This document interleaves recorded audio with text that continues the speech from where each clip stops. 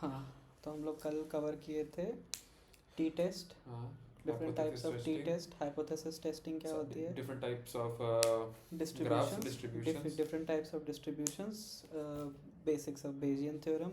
और कोडिंग में क्या किया था? कोडिंग में हम लोग कल कवर किए थे टी टेस्ट कैसे किया जाता है ना। नीचे ये सारे टी टेस्ट के मतलब जनरली क्रिटिकल टी क्या होता है, T पी और वैल्यू P, क्या होता है, T और P का यूज़ करके हम लोग कैसे पता करते हैं H हाँ, नॉट है या HA है, एच है मतलब किसको रिजेक्ट करना है, नल हाइपोथेसिस को एक्सेप्ट करना है कि रिजेक्ट और करना कौन है, कौन से टाइप के टी टेस्ट यूज़ करते हैं for different different different data types of set, conditions. हाँ, कंडीशन फिर एप्लीकेशन, हाँ तुम्हारा डिग्री ऑफ फ्रीडम क्या होता है। हाँ। बस आज डिस्कस करते हैं थोड़ा हैंड्स ऑन चीज़ जो almost deep learning machine learning सब जगह कांस्टेंट रहने वाली है। तो आज डिस्कस करते हैं डेटा प्री प्रोसेसिंग के बारे में। तो डेटा प्री प्रोसेसिंग जो है वो मेरा सबसे पहला पार्ट होता है जब डेटा मेरे पास आता है, क्योंकि डेटा कभी भी क्लीन नहीं आता है। रियल वर्ल्ड डेटा बहुत ज़्यादा नॉइजी होता है, ठीक है, उसमें बहुत सी मिसिंग वैल्यूज़ होती हैं, उसमें बहुत से आउटलायर्स एग्जिस्ट करते हैं, उसमें कई बार जो डेटा हम एक्सपेक्ट करते हैं वो डेटा उसमें नहीं होता है। तो हम लोग को कुछ कुछ पर्टिकुलर चीज़ें लगा के पहले डेटा के बारे में डेटा एनालिसिस करना पड़ता है उसके टॉप पे, और उसको प्री प्रोसेस करके मशीन लर्निंग मॉडल में डालने लायक बनाना पड़ता है ना। तो उसको बोलते हैं डेटा प्री प्रोसेसिंग। अब डेटा प्री प्रोसेसिंग में क्या क्या चीज़ें आती है, तो सबसे बड़ी प्रॉब्लम जो पहली आती है वो ये आती है कि मिसिंग वैल्यूज़ होती हैं डेटा के अंदर, है ना। मिसिंग वैल्यूज़ का मतलब होता है जैसे मान लो एक पर्टिकुलर डेटा सेट है जिसमें कि न्यूमेरिकल वैल्यूज़ भी हैं और कैटेगोरिकल वैल्यूज़ भी हैं, है ना। जैसे फॉर एग्जांपल हम बात कर रहे हैं यूज़र या फिर एक पर्टिकुलर वेबसाइट के यूज़र्स की बात कर रहे हैं। वेबसाइट है तुम्हारी अमेज़ॉन टाइप की वेबसाइट है या फिर मिंत्रा जैसी वेबसाइट है, और वहाँ पे क्या है कि मेरे पास वहाँ पे नंबर में फाइनेंशियल डेटा भी होगा और यूज़र की प्रेफरेंस के हिसाब से कौन सा कपड़ा किस कैटेगरी की चीज़ें वो ज़्यादा खरीदता है वो भी होगा, है ना। उस तरीके से समझते हैं। तो हो सकता है कि डेटा कई बार मिसिंग हो, मतलब या तो न्यूमेरिकल डेटा मिस हो सकता है या फिर कैटेगोरिकल डेटा मिस हो सकता है। तो दो ही तरीके के डेटा सेट्स होते हैं, कैटेगोरिकल या फिर न्यूमेरिकल। अब न्यूमेरिकल में तुम्हारा अगर डेटा मिसिंग है तो उसको हैंडल करने का तरीका अलग होता है, और अगर तुम्हारा कैटेगोरिकल डेटा है तो उसको हैंडल करने का तरीका दूसरा होता है, ठीक है। तो अगर न्यूमेरिकल डेटा है तो न्यूमेरिकल डेटा में हम जैसे मान लो एक पर्टिकुलर डेटा सेट दिया हुआ है मेरे पास, है ना।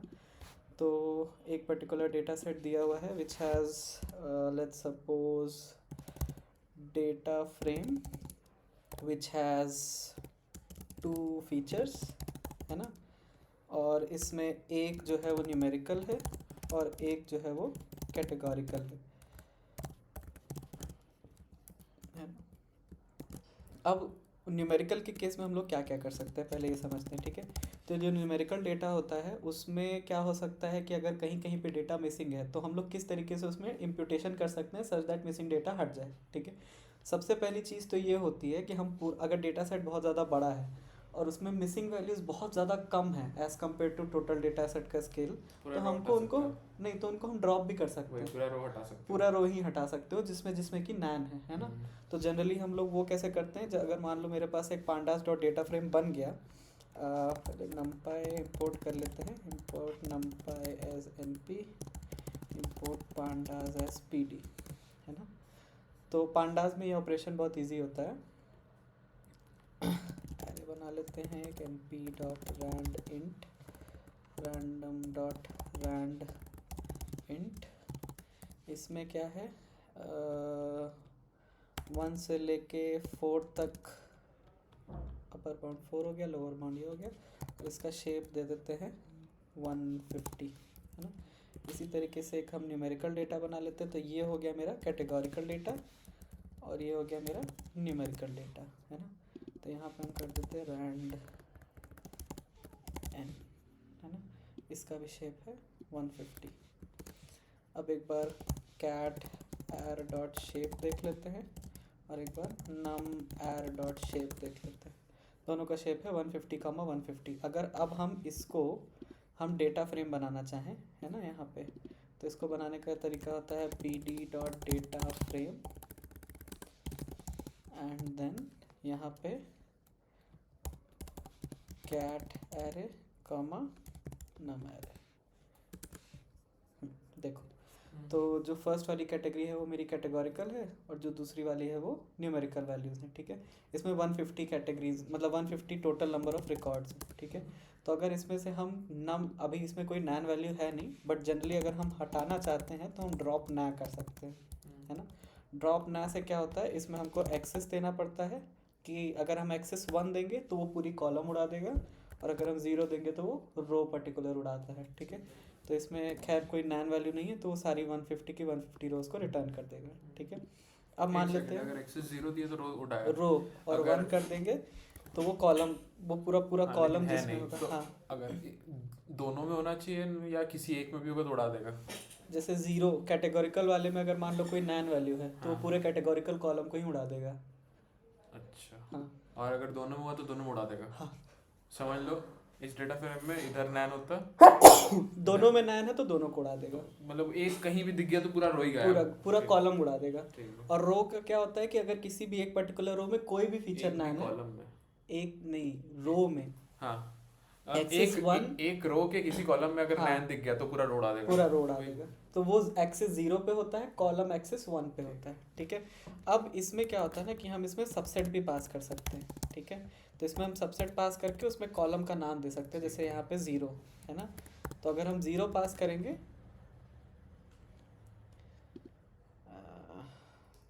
तो वो सिर्फ 0 वाले को चेक करेगा कॉलम लेवल पे। इसमें एक्सेस नहीं बताएंगे, नहीं, इसमें क्योंकि तुम ऑलरेडी सबसेट पास करो ना, सबसेट के सबसेट मतलब है मतलब कि वो कॉलम कॉलम के लेवल पे ही होता है ना।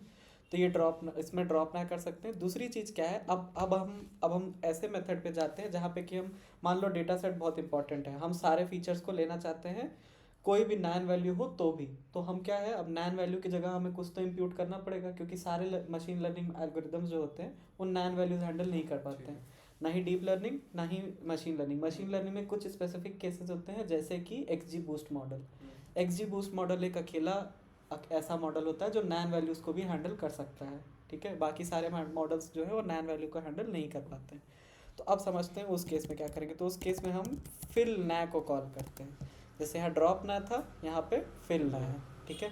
अब फिल ना में क्या है, हम नैन वैल्यू को किस पर्टिकुलर चीज़ से सेटअप वो करना चाहते हैं, मतलब फिल करना चाहते हैं, ठीक है। तो अब हम फिल कैसे करेंगे पहले ये समझते हैं, ठीक है। तो मान लेते हैं कि मेरे पास न्यूमेरिकल वैल्यूज़ हैं और हमको न्यूमेरिकल वैल्यूज़ में चीज़ों को इम्प्यूट करना है, मतलब जहाँ जहाँ नैन है वहाँ वहाँ हम कोई वैल्यू डालना चाहते हैं, ठीक है। तो उस केस में हम क्या क्या वैल्यूज़ डाल सकते हैं, 3 चीज़ें होती हैं स्टैटिस्टिक्स में, मीन मीडियन मोड। इन तीनों में से हम कोई भी चीज़ डाल सकते हैं, ठीक है। लेकिन हमको एक चीज़ का ध्यान रखना है, यहाँ पे होता क्या है, कई बार डेटा में आउटलायर्स होते हैं, है ना, जो बहुत ज़्यादा बड़े होंगे या बहुत ज़्यादा छोटी वैल्यू होगी एज़ कम्पेयर टू बाकी डेटा सेट्स के। तो बाकी डेटा पॉइंट्स के कंपैरिजन में अगर उसमें आउटलायर्स एग्जिस्ट करते हैं और अगर हम मीन लेते हैं तो मीन लेने के बाद जो आउटलायर है ना वो मीन को बहुत ज़्यादा शिफ्ट कर देता है ना। तो हम मीन नहीं लेते हैं, मीडियन लेते हैं। तो मोड भी डाल सकते हैं, मीडियन भी डाल सकते हैं। मोड इम्प्यूटेशन जनरली हम लोग कैटेगोरिकल के केस में करते हैं, न्यूमेरिकल वैल्यूज़ में हम जनरली मीडियन ही करते हैं, ठीक है। तो एक तो सिंपल हो गया कि यहाँ पे हम क्या कर सकते हैं कि डी एफ डॉट और या फिर एक पर्टिकुलर कॉलम का 1 डॉट और मीडियन ले सकते हैं यहाँ पे, है ना। तो ये मीडियन ले सकते हैं। अब वो मीडियन क्या करेगा, वो जहाँ जहाँ नैन वैल्यूज़ देखेगा वहाँ वहाँ मीडियन इम्प्यूट कर देगा, ठीक है। मीडियन आउटलायर से इम्पैक्ट नहीं होता है, इसीलिए हम मीडियन को जनरली इम्प्यूटेशन में यूज़ करते हैं। दूसरा तरीका क्या हो सकता है, दूसरा तरीका किसके लिए मीडियन था, न्यूमेरिकल वैल्यूज़ के लिए, है ना।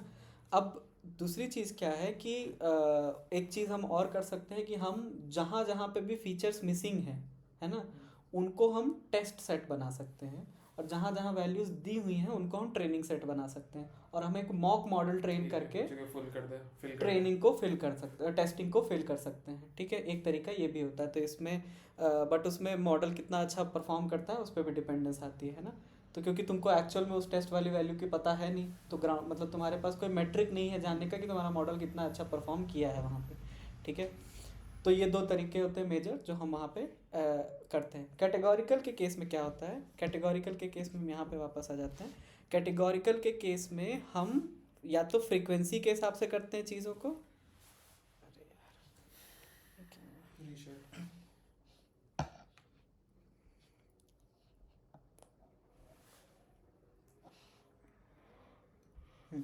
कैटेगोरिकल के केस में हम क्या करते हैं ना कि या तो हम एक अलग कैटेगरी बना दें, मिसिंग कैटेगरी। जैसे अभी तक 1 2 3 मान लो ये 3 कैटेगरीज थी, अब हम एक चौथी कैटेगरी बना दें मिसिंग कैटेगरी, कि हमको उसके बारे में नहीं पता। या तो हम एक वो तरीका कर सकते हैं, है ना, या तो दूसरा तरीका कर सकते हैं फ्रीक्वेंसी के बेसिस पे। फ्रीक्वेंसी के बेसिस पे हम क्या करते हैं कि जो सबसे मोस्ट फ्रीक्वेंट कैटेगरी है हम डायरेक्टली उसको इम्प्यूट कर दें जहाँ जहाँ नैन है, ठीक है।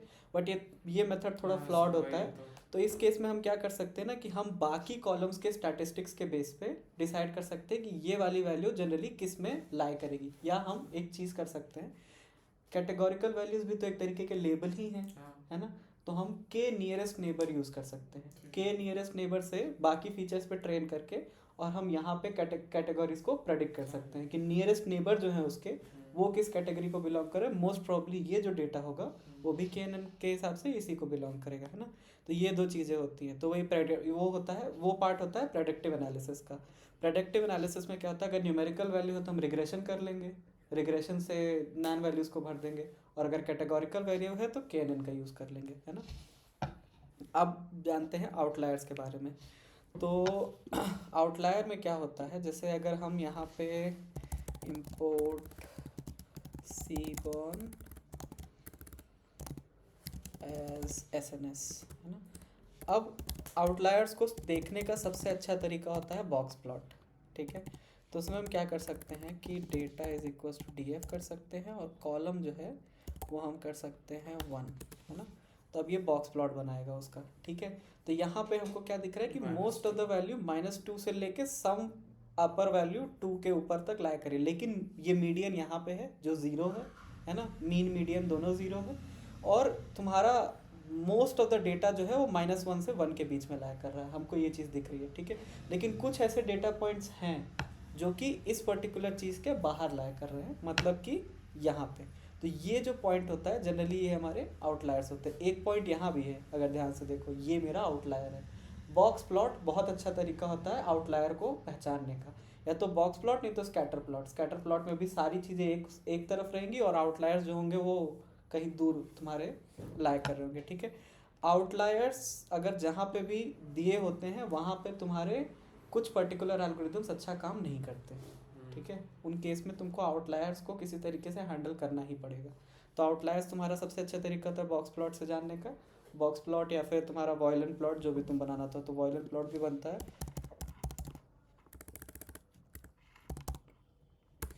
तो वॉयलेंट प्लॉट भी इस तरीके का बनता है। वॉयलेंट प्लॉट भी तुमको आउटलायर्स के बारे में बताता है। तो ये जो बीच में है वो एक्चुअली में बॉक्स प्लॉट ही है, बट ये तुम्हारा यहाँ पे कहीं पे एक आउटलायर एग्जिस्ट कर रहा है जो -3 है, और यहाँ पे कहीं एक एग्जिस्ट कर रहा है जो 3 है। ये तुम्हारा डेंसिटी प्लॉट है अगर तुम ध्यान से देखो, है ना। तो मोस्ट ऑफ द डेटा जो है वो तुम्हारा यहाँ पे लाया कर रहा है, मतलब इन दोनों के बीच में यहाँ पे। लेकिन कुछ आउटलायर्स हैं जो बाहर ला कर। तो वॉयलेंट प्लॉट और बॉक्स प्लॉट ये दो तरीके होते हैं जो बहुत अच्छे से तुम्हारे डेटा को, आउटलायर्स को दिखा सकते हैं, ना। अब आगे चलते हैं। कोई भी मशीन लर्निंग एल्गोरिदम या डीप लर्निंग न्यूरल नेटवर्क्स सारे के सारे हमेशा स्केल्ड वैल्यू पे ही काम करते हैं। अगर तुम डेटा को स्केल करके नहीं डालते हो तो न्यूरल नेटवर्क्स के केस में एक्सप्लोडिंग ग्रेडियंट की प्रॉब्लम आती है ना। क्वांटाइज करना पड़ेगा। तो उसको क्वांटाइज नहीं, उसको स्केल करना वही पड़ेगा scale 0 down से ही करना 1 के पड़ेगा, बीच में या -1 से 1 के बीच में। ये दो तरीके होते हैं, ठीक है। तो या तो तुम -1 से 1 के बीच में सारी वैल्यूज को कर दो, या फिर 0 से 1 के बीच में कर दो, ठीक है। अब क्या है, स्केलिंग हर मशीन लर्निंग एल्गोरिदम के लिए इंपॉर्टेंट होती है एक्सेप्ट फॉर 2 मेजर एल्गोरिदम्स। पहला है XGBoost, दूसरा है support vector machine. Support vector machine और XGBoost ये दोनों के दोनों तुम्हारे जो है ना तो आउटलायर से उतना ज़्यादा इफेक्ट होते हैं इसका, है ना, और ना ही वैल्यू की स्केलिंग से इफेक्ट होते हैं, क्योंकि ये एंट्रोपी के बेसिस पे काम करते हैं। तो वो डायरेक्ट वैल्यू को ध्यान में रखते हुए करते हैं चीज़ों को, ठीक है। अब क्या है, स्केलिंग के दो तरीके होते हैं। स्केलिंग के दो तरीके क्या क्या होते हैं, एक होता है स्टैंडर्ड स्केलर, एक होता है मिन मैक्स स्केलर। तो पहले मिन मैक्स स्केलर की बात कर लेते हैं। मिन मैक्स स्केलर, है ना। तो मिन मैक्स स्केलर में क्या होता है कि जैसे मेरे पास न्यूमेरिकल एरे था, तो numerical array is equals to numerical array, ये जो प्रेडिक्ट कर रहा है बिल्कुल सही प्रेडिक्ट कर रहा है। न्यूमेरिकल एरे से उसकी मिनिमम वैल्यू माइनस कर देंगे और मैक्सिमम और मिनिमम यहाँ पे नीचे डिनोमिनेटर में डाल देंगे, ठीक है। अब इसका एडवांटेज क्या होता है, अब ये जो वॉयलेंट प्लॉट हम ऊपर बनाए थे, एक बार हम इसको यहाँ बना के देख लेते हैं, है ना। अब देखो, हाँ नहीं एक सेकंड, DF डाला है ना यहाँ पे, डेटा फ्रेम में कन्वर्ट करना पड़ेगा। हाँ pd dot data frame of num array, यहाँ पे 0 डालना पड़ेगा। अब देखो सारी वैल्यूज जो हैं वो 0 से 1 के बीच में स्केल कर गई, ठीक है। तो अब ये हम इस पर कोई भी एल्गोरिदम लगा सकते हैं, इसको हम न्यूरल नेटवर्क में भी डाल सकते हैं, इसको हम कहीं भी डाल सकते हैं। तो ये हो गया मेरा min max scalar. Min max scalar का एक और तरीका क्या होता है, from sklearn dot pre processing, है ना, इम्पोर्ट मिन मैक्स स्केलर। तो प्री प्रोसेसिंग के अंडर मिन मैक्स स्केलर करके एक स्केलर ही होता है जिसको हम डायरेक्टली यूज़ कर सकते हैं किसी चीज़ के ऊपर भी। एक और चीज़ होती है स्टैंडर्ड स्केलर, है ना। अब दूसरा टाइप ऑफ स्केलिंग क्या होता है, स्टैंडर्ड स्केलर। स्टैंडर्ड हाँ एग्जैक्टली। तो हम क्या करते हैं ना यहाँ पे कि हम अब स्टैंडर्ड स्केलर जो है ना वो स्टैटिस्टिक्स के बेसिस पे स्केलिंग करता है। मतलब क्या है, ये तुम्हारा जो भी डेटा है, जो भी डिस्ट्रीब्यूशन है, उसको नॉर्मल डिस्ट्रीब्यूशन बनाने की ट्राई करता है, क्योंकि most of the machine learning algorithm normal distribution पे ही बनते हैं, है ना। तो हम क्या चाहेंगे, जो मेरा डेटा है वो किसी तरीके से ट्रांसफॉर्म हो जाए नॉर्मल डिस्ट्रीब्यूशन में, है ना। तो ये क्या करता है कि जो x है ना उसको x माइनस मीन कर देता है डिवाइडेड बाय स्टैंडर्ड डेविएशन कर देता है, ठीक है। तो ये तुम्हारा अप्रॉक्सीमेट करता है उसको नॉर्मल डिस्ट्रीब्यूशन के साइड पे। तो ये स्टैंडर्ड स्केलर कैसे यूज़ किया जाता है, जैसे मान लेते हैं कौन सा कब हम लोग यूज़ करते हैं मिन मैक्स स्केलिंग जनरली तुम किसी भी केस में यूज़ कर सकते हो। स्टैंडर्ड स्केलर अगर तुम क्लासिक मशीन लर्निंग एल्गोरिदम्स का मतलब ट्रेनिंग कर रहे हो तो इट इज़ एडवाइजेबल कि तुम स्टैंडर्ड स्केलर यूज़ करो, बेटर रिजल्ट देता है। हाँ, क्योंकि नॉर्मल डिस्ट्रीब्यूशन नॉर्मैलिटी की जो कंडीशन है वो इसके केस में दिखा रहा है मेरे को। क्या नहीं, वो तो क्योंकि हमने डेटा ही सैंपल नॉर्मल डिस्ट्रीब्यूशन से किया है इसलिए, है ना। बट स्टैंडर्ड स्केलर को मतलब ट्रेन करने का क्या होता है कि हमको पहले एक स्केलर डिफाइन करना पड़ता है, ठीक है, फिर स्केलर को ट्रेन करना पड़ता है, ठीक है। स्केलर डॉट ट्रेन करेंगे किस पे, नम एरे पे, ठीक यार, नम एरे या नम एरे पे करेंगे। नम एरे तो तुम मिन मैक्स किए हो नम एरे को। नहीं तो नम एरे अच्छा चेंज हो चुका है क्या, ओके फिर से हम बना लेते हैं एक नम एरे। नहीं ना, यहाँ डीएफ को ले लो ना। अच्छा नहीं, नम एरे ही एक फिर से बना लेते हैं ना। तो पहले एक बार हम नम एरे को यहाँ पे देख लेते हैं और उसको प्लॉट करके देख लेते हैं, है ना, यहाँ पे, ठीक। तो नम एरे मेरा कुछ इस तरीके का दिख रहा है, ठीक है। ये स्केल नहीं है, कुछ नहीं है। अब हम क्या करते हैं, यहाँ पे डॉट फिट कॉल करते हैं, फिट ट्रांसफॉर्म कॉल करते हैं। ये है मेरा स्टैंडर्डाइज्ड एक्स, ठीक है। इंपोर्ट नहीं हुआ था क्या, नहीं चला ये। इसको यहाँ पे इंपोर्ट कर लेते हैं, ठीक। अब क्या है कि क्या हो रहा है ये, अच्छा 1D एरे डॉट रीशेप 1,-1। अब ये ट्रेन हो गया, ठीक है। अब अगर हम एक्स स्टैंडर्ड को देखते हैं, एक सेकेंड कुछ गड़बड़ हो रही है क्या कहीं पे, नम एरे डॉट रीशेप 1,-1, यहाँ पे -1,1 होगा क्या, नम एरे है ना, हाँ अब सही है, ठीक है। तो ये जो नम एरे है अब ये स्टैंडर्ड की तरफ बन गया। अब इसको फ्लैटन कर लेते हैं, है ना, और एक्स स्टैंडर्ड को फ्लैटन करके और एक बार फिर से प्लॉट करके देखते हैं कि अब क्या आउटपुट आ रहा है ना। तो यहाँ पे हमने इसको फिर से प्लॉट किया और यहाँ पे हमने डाल दिया एक्स अंडरस्कोर स्टैंडर्ड, ठीक है। अब देखते हैं, क्योंकि वो ऑलरेडी नॉर्मल डिस्ट्रीब्यूशन था इसी वजह से इसके केस में कोई डिफरेंस नहीं आया, क्योंकि उसकी स्टैटिस्टिक्स सेम है। वहाँ पे स्केल तो हुआ नहीं है। नहीं स्केल नहीं होगा ना, क्योंकि इसका मतलब ये जो हम डेटा बना रहे हैं ये रैंड एन से बना रहे हैं ना हम, यहाँ पे कहाँ गया ये नंपाई स्केलिंग का दो टाइप्स होता है, मिन मैक्स और इस हाँ करेक्ट, एक है मिन मैक्स स्केलर, ये तुम्हारी सारी चीजें 0 से 1 के बीच में कर दिया था। ये स्टैंडर्ड स्केलर सेम रखा क्योंकि वो ऑलरेडी नॉर्मल डिस्ट्रीब्यूशन था। अगर मेरा डेटा किसी और डिस्ट्रीब्यूशन का होता तो वो उसको उसके हिसाब से चेंज कर देता है, ठीक है। जब हम ये चीज़ करते हैं ना numpy dot random dot randn या टॉर्च में torch dot randn, randn का मतलब होता है नॉर्मल डिस्ट्रीब्यूशन में से रैंडम सैम्पलिंग करो। तो ये 150 जो सैम्पल्स हैं इनको अगर तुम प्लॉट करोगे तो ये देखो एक्चुअली में नॉर्मल डिस्ट्रीब्यूशन जैसे ही है ना। तो इसी वजह से इसके अंदर कोई चेंज नहीं आया, ठीक है। ये मेन दो तरीके होते हैं स्केलिंग के, ठीक है। अभी फिर आगे देखते हैं, आगे क्या है एनकोडिंग। तो अभी तक हम न्यूमेरिकल वैल्यूज़ की बात कर रहे थे, अब हम बात करते हैं इनकोडिंग की। अब कैटेगोरिकल डेटा आ चुका है ना। तो कैटेगोरिकल डेटा को हम इनकोड करते हैं। जैसे अब हम कैट एरे को एक बार देखें, है ना। तो कैट एरे मेरा इस तरीके का एक कैटेगोरिकल एरे है ना। ये सारी ये तीन कैटेगरीज हैं, 1 2 3, है ना। अब इसको क्या है, इसको हम वन हॉट एनकोडिंग में कन्वर्ट करना चाहते हैं। तो वन हॉट एनकोडिंग कैसे होगी, 3 वैल्यूज होंगी, है ना। 1 के लिए हमको पहला वाला सेट करना पड़ेगा, 2 के लिए हमको दूसरा वाला सेट करना पड़ेगा, और 3 के लिए हमको तीसरा वाला सेट करना पड़ेगा। मल्टी क्लास भी हो सकता है। मल्टी क्लास में ये, क्योंकि हाँ ये तुम्हारा सिंगल ये मल्टी क्लास है, मल्टी लेबल नहीं है। मल्टी क्लास में एक पर्टिकुलर रिकॉर्ड सिर्फ एक कैटेगरी को बिलोंग कर सकता है, मल्टी लेबल में एक रिकॉर्ड मल्टीपल लेबल्स को बिलोंग कर सकता है। लेकिन ये अभी सिंगल क्लास है। तो मल्टी लेबल में 2 चीज़ें भी वन हो सकती है ना, इस तरीके से होता है। तो फिर ये बाइनरी की तरह लेता है तुम्हारा। हाँ, अब ये बाइनरी की तरह लेता है। क्यों लेता है, हम वन हॉट एनकोडिंग इसलिए करते हैं क्योंकि मशीन लर्निंग या डीप लर्निंग में इवेंचुअली जो लॉस ऑब्जेक्टिव होता है वो प्रोबेबिलिस्टिक होता है ना। तो 1 का मतलब है मैक्सिमम प्रोबेबिलिटी 1 हो सकती है और मिनिमम प्रोबेबिलिटी 0 हो सकती है ना। तो 1 का मतलब है कि यही सबसे ज़्यादा प्रोबेबल क्लास है। तो जब मॉडल अपनी प्रोबेबिलिटीज प्रेडिक्ट करता है तो हम उसके बेसिस पे लॉस कैलकुलेट करते हैं, ठीक है। इसको करने के कई तरीके होते हैं। एक होता है तुम्हारा पांडास वन हॉट एनकोडिंग, है ना, जो तुम्हारा डायरेक्ट एक फंक्शन होता है वन हॉट एनकोडिंग करने का, या फिर साइकिट लर्न का एक होता है वन हॉट एनकोडर, है ना। तो ये भी तुम्हारा उसी का पार्ट है।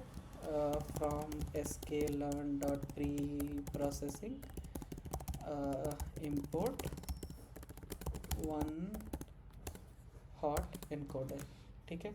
अब इस एनकोडर को हम ऐसे बना सकते हैं कि वन हॉट एनकोडर बना दिए, है ना, और एनकोडर डॉट एनकोड करेंगे, या हाँ ठीक है।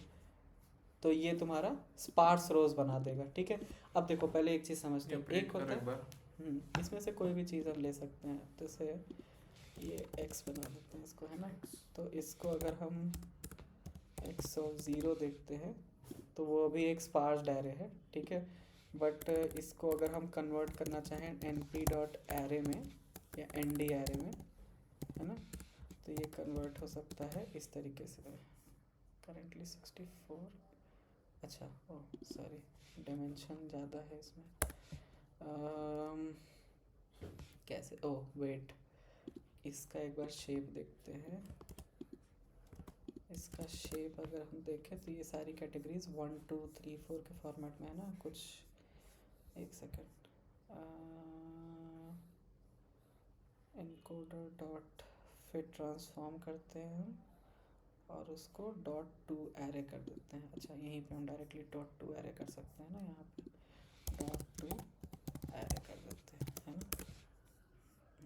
वेट व्हाट, अच्छा 2 एरे होता है, ठीक है। तो अब हम अगर x को देखें एक बार तो ये सारी चीज़ें वन हॉट एनकोडिंग में आ गई, ठीक है। तो क्योंकि पहला एलिमेंट 1 था तो 1 0 डॉट डॉट क्यों लगा दिया सब पे, वो क्योंकि फ्लोटिंग वैल्यूज़ में कन्वर्ट कर दिया ना उसको। अब वो इंटीजर नहीं रह गया, अब वो प्रोबेबिलिटी हो गई ना। तो वो सारी चीज़ें फ्लोटिंग वैल्यू, ये नमपाई का इनबिल्ट फंक्शन होता है np डॉट जीरोस, उसके बेसिस पे उसको इनकोड करता है। जो भी ट्रेनिंग हम कैटेगोरिकल डेटा पे करते हैं सुपरवाइज्ड केस में, उन सब केसेस में हम इनपुट इसी तरीके से देते हैं, है ना। हर केस में हमेशा इनपुट इसी तरीके से जाता है, ठीक। ये हो गया तुम्हारा प्री प्रोसेसिंग या फिर मेजर जो प्री प्रोसेसिंग के तरीके होते हैं। तो हमने अभी तक क्या क्या कवर कर लिया, आउटलायर्स, ट्रांसफॉर्म्स, स्केलिंग और imputation, data imputation, data encoding, है ना। इम्प्यूटेशन क्या, इम्प्यूटेशन इसकी मीडियन कहाँ कहाँ रखना है, वो सारी चीज़ें, है ना। फिलिंग नैन वैल्यू। अब आते हैं फाइनल, अब हम चल रहे हैं मॉडल ट्रेनिंग के साइड पे, है ना। तो अब हमको मॉडल को ट्रेन करना है, करेक्ट। अब हमको अगर मॉडल को ट्रेन करना है तो हम ट्रेन, टेस्ट और वैलिडेशन, ये 3 स्प्लिट्स बनाएंगे, है ना। ट्रेन वो होगा जो मॉडल ट्रेनिंग के टाइम देखेगा, वैलिडेशन वो होता है जो ट्रेनिंग के टाइम पे जिसको हम हर इपॉक या फिर हर कुछ सर्टेन और पीरियड ऑफ टाइम के बाद इवैल्यूएट करते हैं वैलिडेशन पे। वैलिडेशन के हिसाब से ही हम थ्रेशोल्ड्स डिसाइड करते हैं। और फिर टेस्ट डेटा ऐसा होता है जो फाइनल टेस्ट डेटा होता है, मतलब वो उस पर हम अपना जो मेरा फाइनल मॉडल बन गया ट्रेनिंग और वैलिडेशन के बाद, उसको हम टेस्ट पे टेस्ट करते हैं जाके, है ना। तो होता क्या है ना कि जो रियल वर्ल्ड का डेटा होता है, पहली चीज़ तो बहुत नॉइजी होता है, दूसरी चीज़ होती है अगर वो लेबल क्लासिफिकेशन है या मल्टी क्लास या मल्टी लेबल क्लासिफिकेशन है तो डेटा बहुत इम्बैलेंस होता है, कभी भी डेटा बैलेंस्ड नहीं होता है ना। तो अब एक एग्जांपल लेते हैं, ठीक है। एग्जांपल में ये करते हैं कि मान लो हमारे पास 100 पेशेंट्स हैं, ठीक है। हमारे पास 100 पेशेंट्स हैं, उन 100 पेशेंट्स में से 10 लोग को बीमारी है कोई, ठीक है। 10 लोग सिक हैं और 90 लोग हेल्दी हैं, ठीक है। अब तुम एक मॉडल बनाना चाहते हो, ठीक है, और तुम क्या करना चाहते हो कि तुम ट्रेन, टेस्ट और वैलिडेशन स्प्लिट बनाना चाहते हो, ठीक है। तो पहले एक प्रॉब्लम समझते हैं यहाँ पे। मान लेते हैं हमने एक मॉडल को ट्रेन किया, ठीक है, और मॉडल जो है वो 90% की एक्यूरेसी दे रहा है, ठीक है। तो अब इस स्टेटमेंट में एक प्रॉब्लम है। प्रॉब्लम क्या है कि अगर मेरा मॉडल सबको हेल्दी बोल रहा है तो भी तुम्हारा क्या हो रहा है, 90% का एक्यूरेसी आ रहा है ना। बट ये क्या ट्रू सेंस है, क्या ये सही तरीका है मॉडल को इवेलुएट करने का? नहीं, है ना। तो सीख वाला सीख बताया। हाँ, तो इन केसेस में हम क्या करते हैं, पहली चीज़ तो ये होती है कि हम पहले अपना मेट्रिक डिसाइड करते हैं। मेट्रिक में हमें क्या चाहिए, तो एक्यूरेसी जो मेट्रिक होती है वो बैलेंस डेटा सेट के लिए बहुत अच्छी होती है। इम्बैलेंस डेटा सेट या रियल वर्ल्ड सिनेरियो के लिए हम हमेशा प्रेसिजन, रिकॉल और F1 यूज़ करते हैं, क्योंकि F1 स्कोर जो है वो इम्बैलेंस्ड केस में बहुत ज़्यादा पेनलाइजेशन करता है अगर तुम्हारा मॉडल एक भी क्लास को ख़राब कर रहा है तो उन सब चीज़ों के बारे में भी देख लेते हैं। फ्रॉम sklearn.metrics, है ना, और यहाँ पे हम इंपोर्ट कर सकते हैं F1 स्कोर, प्रेसिजन स्कोर और रिकॉल स्कोर, ठीक है। अब ये सारी चीज़ें कैलकुलेट किस बेसिस पे होती हैं, ये सारी चीज़ें कैलकुलेट होती है कन्फ्यूजन मैट्रिक्स के बेसिस पे, ठीक है। एक और बहुत अच्छी चीज़ होती है इसमें क्लासिफिकेशन रिपोर्ट, है ना। तो F1 स्कोर, प्रेसिजन और रिकॉल, यही सारी चीज़ों की पूरी रिपोर्ट बनती है पर क्लास वाइज, और क्लासिफिकेशन रिपोर्ट उसको प्रिंट करा देता है। कन्फ्यूजन मैट्रिक्स क्या होता है, कन्फ्यूजन मैट्रिक्स का एक एग्जांपल देख लेते हैं। कन्फ्यूजन मैट्रिक्स, तो कन्फ्यूजन मैट्रिक्स में मेनली चार चीज़ें होती हैं, true positive, false negative, false positive, true negative. इसको समझने का तरीका क्या होता है, ये तुम्हारा ग्राउंड ट्रूथ है, ये तुम्हारा प्रेडिक्टेड वैल्यूज़ है। मॉडल ने एक्चुअली में जो पॉजिटिव थे उसको पॉजिटिव बोला, है ना। मॉडल ने एक्चुअली में जो नेगेटिव थे उसको नेगेटिव बोला, तो ट्रू पॉजिटिव, ट्रू नेगेटिव ये हो गए। फॉल्स पॉजिटिव क्या होता है कि वो एक्चुअली में नेगेटिव था बट मॉडल ने उसको पॉजिटिव बोल दिया, ठीक है। इसका अभी इस पूरे केस का एक एग्जांपल देखते हैं। फॉल्स नेगेटिव क्या होगा कि वो एक्चुअली में पॉजिटिव था बट मॉडल ने उसको नेगेटिव बोल दिया, ठीक है। अब वापस मेडिकल वाले एग्जांपल पे आते हैं। मेडिकल में 100 पेशेंट्स थे, है ना।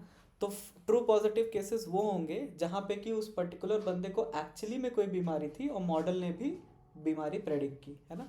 ट्रू नेगेटिव का कौन सा केस होगा कि वो हेल्दी था और मॉडल ने हेल्दी प्रेडिक्ट किया।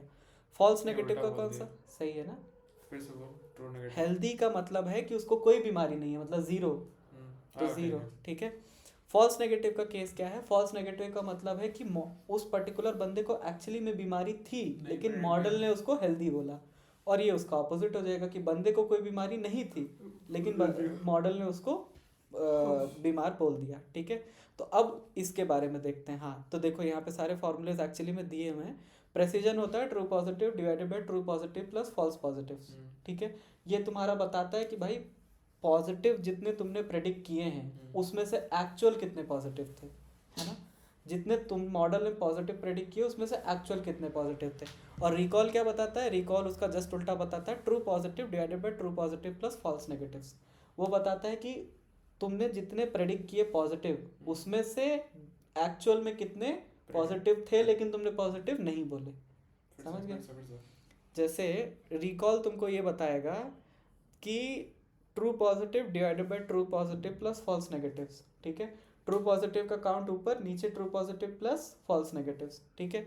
अब एक बार इस वाले एग्जांपल पे आते हैं। यहाँ पे क्या है, यहाँ पे हमने बोला कि मॉडल ने 10 लोग को, यहाँ पे 10 के 10 सिक थे, ठीक है, 90 लोग हेल्दी थे। मॉडल ने क्या किया, 100 के 100 को हेल्दी बोल दिया, ठीक है। अब एक बार इसका प्रेसिजन, पहले ट्रू पॉजिटिव देखते हैं यहाँ पे, ठीक है। ट्रू पॉजिटिव कितना हुआ, 90, ठीक है। ट्रू नेगेटिव कितना हुआ, ट्रू नेगेटिव 10, उल्टा बोल दिए, ट्रू पॉजिटिव यहाँ पे होगा 0, यहाँ होगा 90, ठीक है, क्योंकि हेल्दी को हम 0 मान रहे हैं और सिक को हम 1 मान रहे हैं ना, ठीक। और उसके बाद फॉल्स पॉजिटिव और फॉल्स नेगेटिव। अब फॉल्स पॉजिटिव्स कितने होंगे?